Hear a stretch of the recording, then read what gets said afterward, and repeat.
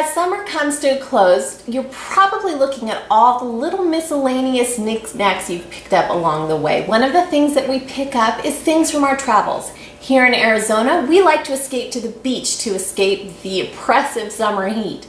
So one of the things that we come home with is seashells. Either we've picked them up ourselves, or our kids have picked them up for us, or we've picked them up in a little shop. And we like those as a reminder of our trip, but they often get tucked away in a box or a bag or in a cupboard, and we forget about them until the next time we happen to stumble upon the place that we put them. Here's a great project to use those seashells as a reminder all year long of what you've done in your summer travels. It's also a great gift idea for a mom, a sister, or if you're having a beach-themed wedding, this is also something you could do as bridesmaids gifts. Fantastic, fun, easy and beautiful little gift that you can create for them. We're going to be creating seashell pendants like the ones that you see in the photos on the AZ Mom of Many Hats blog at azmomofmanyhats.blogspot.com. You can see some great photos of the pendants as well as photos of the supplies that you're going to need.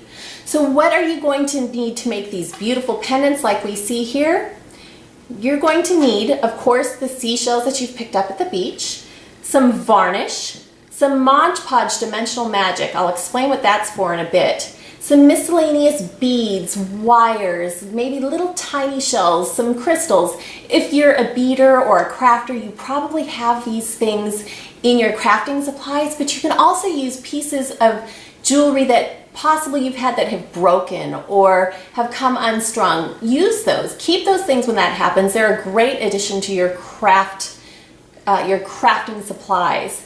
Well, you'll need a paintbrush, you'll need hot glue, and you'll need some ribbon or some wire, some chain to create the actual necklace part. And then you'll need a bail, which is the most important part to make the shell into a pendant.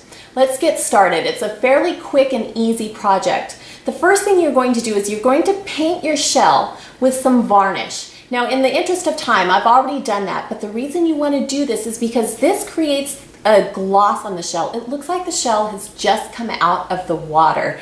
It pulls out those beautiful colors that attracted you to that shell when you picked it up. So you paint your shell and you let that dry. It takes about an hour depending on the varnish. Then this is where you can get creative. Take your glue gun and just start gluing in some beads, some little freshwater pearls, some little doodads that you've picked up along the way, pieces of wire, whatever you have around the house that you can place in this shell, go ahead and do that. So I'm going to put a little freshwater pearl in mine, a Swarovski crystal I'll put in there. Let's see what else I have here. A beautiful blue bead, some pretty aquamarine wire. Let's get that down in there.